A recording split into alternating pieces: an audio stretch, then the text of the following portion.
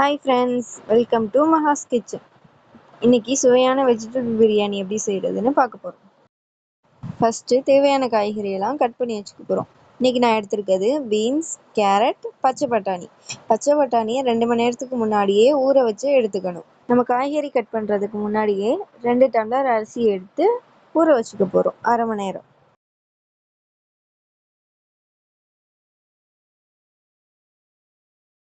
பச்சை பட்டாணி நல்லா ஊறிடுச்சு. இப்போ வெஜிடபிள் பிரியாணிக்கு ஏற்றது எல்லாத்தையும் எடுத்து வைப்போமா. வெங்காயம், தக்காளி, பச்சை மிளகா அதையும் சேர்த்து கட் பண்ணி வச்சுக்கணும். இப்போ சமைக்க ஸ்டார்ட் பண்ணலாமா. ஃபஸ்ட்டு ஒரு குக்கரில் எண்ணெயும் நெய்யும் 2 ஸ்பூன் சேர்த்து அதில் பட்டை, கிராம்பு, ஏலக்காய், சோம்பு, கடற்பாசி சேர்த்துட்டு கட் பண்ணி வச்சுருக்க வெங்காயம், தக்காளி, பச்சை மிளகாய் எல்லாத்தையும் சேர்த்து வதக்கணும். அது நல்லா கண்ணாடி பதம் வந்ததும் அதோட சேர்த்து நம்ம கட் பண்ணி வச்சுருக்க காய்கறி எல்லாத்தையும் போட்டு 2 நிமிஷம் நல்லா ஆஃப் குக் பண்ணணும்.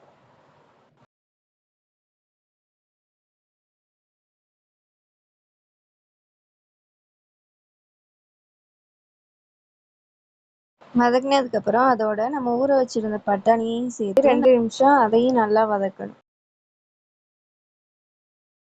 அப்புறம் அதோட கொஞ்சம் இஞ்சி பூண்டு பேஸ்ட்டு சேர்த்து நல்லா வதக்கணும். அந்த பச்சை வாசம் போகிற வரையும் வதக்கிட்டு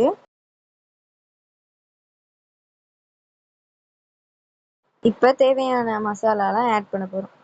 2 ஸ்பூன் பிரியாணி மசாலா, 1.5 ஸ்பூன் குழம்பு மிளகாத்தூள் ஆட் பண்ணிக்கணும். ஆட் பண்ணி நல்லா பச்சை வாசம் போகிற அளவு வதக்கணும். அது நல்லா வதங்கினதுக்கப்புறம் 2 டம்ளர் அரிசிக்கு 4 டம்ளர் தண்ணி ஊற்றி கொஞ்சம் நேரம் கொதிக்க வைக்கணும்.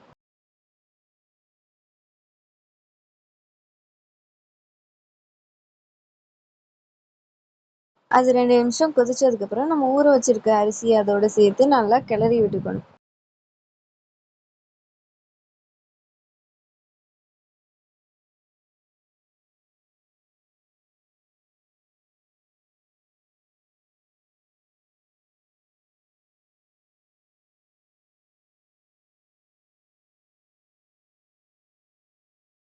கிளறி விட்டதுக்கப்புறம் அதில் நம்ம கொஞ்சம் உப்பும் தயிரும் ஆட் பண்ணி நல்லா மிக்ஸ் பண்ணி விடணும்.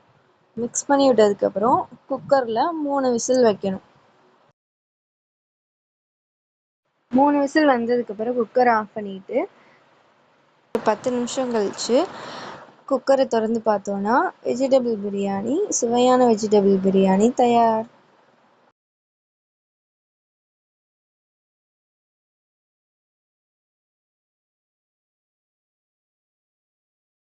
வெஜிடபிள் பிரியாணிக்கு சைட் டிஷ்ஷாக நம்ம பொட்டேட்டோ ஃப்ரை பண்ண போகிறோம்.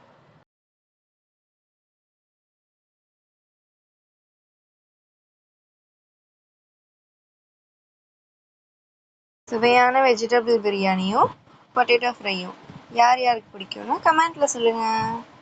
பாய்.